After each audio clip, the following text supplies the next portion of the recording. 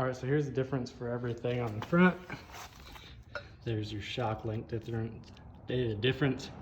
It's like an inch longer or inch shorter for the aftermarket one. The spring's probably 2-3 inches shorter. And then the difference between the factory bump stocks. Mine, the rubber came out of. I had a leveling kit on here before, so it'll be even way shorter than it was before. And let me show you the side. I got this all done. Just gotta put a cotter pin back in. And this is while I was waiting to get new control arms. Like all the bushings are cracked and stuff on it. I gotta get it aligned anyways. First thing first, you're gonna drop the sway bar links. Take them off the bottom. You don't gotta take it all the way off. Pull everything off to make sure it actually comes out, because it can hang up on the washer. And then drop that ball, or pull that upper A-arm out. Just smack the knuckle with a hammer a couple times, it'll be good to go. Pull the shock off, and then that'll drop, and then put the spring back up in there. Make sure you don't bust your brake line, because there can be a lot of tension if you don't like catch it with the jack. So put a jack underneath it. Replace bump stop, put the spring back in. I bolted the shock up first to hold the lower control arm up, and then put it all back together. But yep, that's where we're at. Looks good with some new stuff on this rusty old girl. All right, so I made a video for the front of the truck and then unlowering it. And then, so I had to download the movie from iMovie, which is where I made it. And it's like, oh, it's too big. So I had to delete stuff out of my camera roll to download it. And I deleted all the stuff to like make the front video. So I kind of fucked up on that, and so now I'll just show you like real quick like what you have to do to get it undone. I actually like put some effort into that one, not a whole lot, definitely not a whole lot, but like I made like a slow motion video of it like coming down.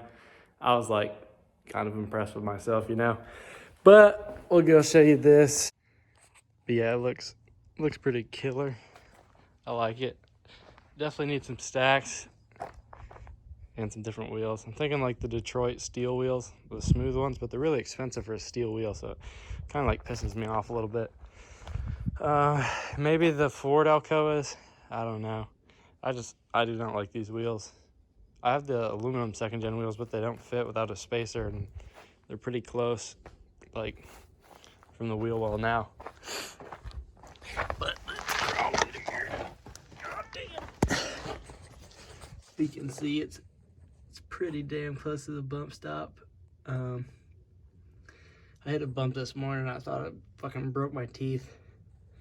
But yeah, so you pull the upper control arm, the castle nut off, smack it with a hammer a couple times, and it should come out, the upper control arm with the knuckle. Let it drop down, pull the shock off. It'll drop down even further.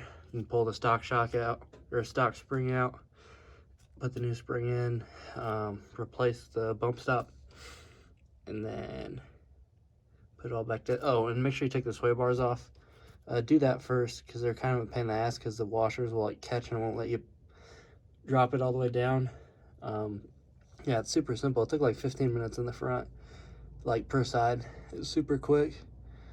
The longest thing is like getting a wrench in there to take that top castle nut off. I think you can use a socket, but I had a leveling kit, so like the angle is a lot worse, so it's like pretty much touching up in there. So I mean, yeah, it's a lot better now. I mean, the A-arms are like flat now.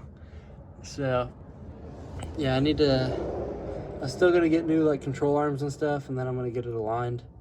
It doesn't drive too bad right now, but yeah, I mean, I got other stuff to deal with on this before I worry about that.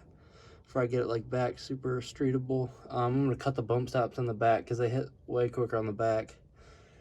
But yeah, hopefully.